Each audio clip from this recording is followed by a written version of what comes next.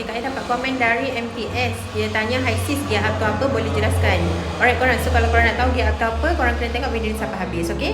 Gear up ni sebenarnya apa? Gear up ni adalah satu aksesori tambahan daripada Pro 2.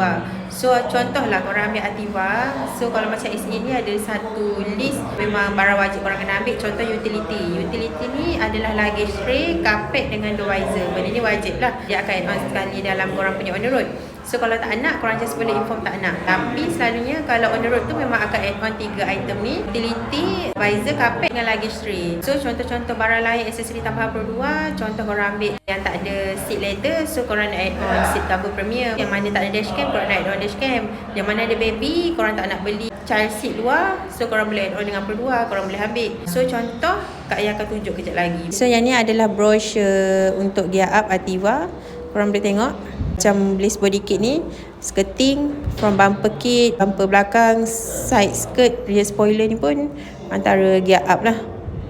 Banyak lah barang-barang gear up. Gear up ni accessories, the visor. So kalau korang nak add on LED scuff plate ke, flow lighting ke, barang-barang gear up yang ada pada Pro 2 Ativa.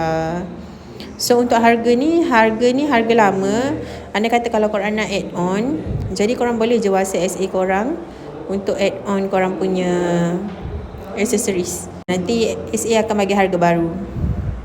Alright, terima kasih.